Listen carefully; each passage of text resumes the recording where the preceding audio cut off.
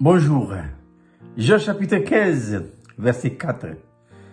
Jésus dit, « Demeurez en moi et je demeurerai en vous. » Voici la du matin. Demeurez en moi. Le verbe utilisé par le Seigneur ici est à l'impératif. L'impératif, dans la conjugaison de la langue française, c'est un ordre. Dieu donne un ordre. Voilà. Un ordre a été exécuté immédiatement. Demeurez en moi. Depuis le jour où nous sommes nés de nouveau, que s'est-il passé? Que s'était-il passé?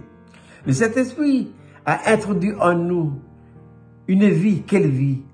La vie de Dieu, sa vie à lui, qui a coulé depuis la croix de Golgotha.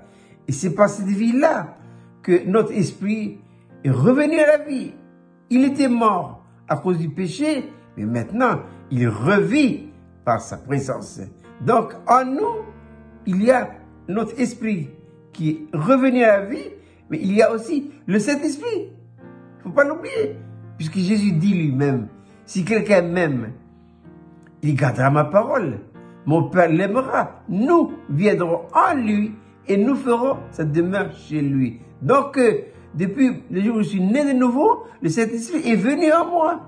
C'est la Sainte Trinité qui vient en moi, pour faire en moi sa demeure. Donc, le fait qu'il vient en moi, il vient pour demeurer. Jésus dit, celui qui demeure en moi et en qui je demeure. Et le commandement que Dieu nous donne ce matin, c'est demeurer. Demeurer en moi. Où que nous soyons. Et quoi que nous fassions, que ce soit au champ, à la maison, ou dans une entreprise, ou partout, ne perdons pas de vue le fait que Dieu est en nous.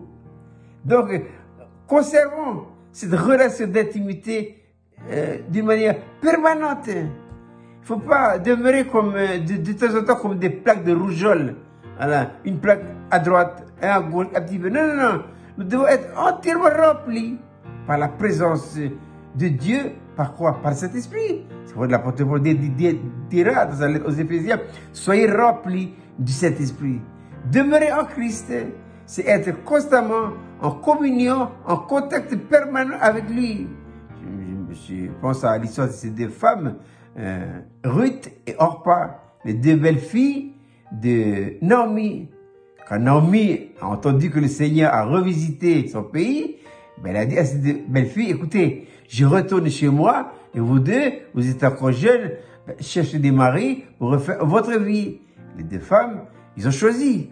Il est dit que Orpa baisa sa belle-mère et ensuite elle est retournée chez elle. Tandis que Naomi, tandis que Ruth, il est dit que Ruth s'attacha à sa belle-mère, s'attacher à elle.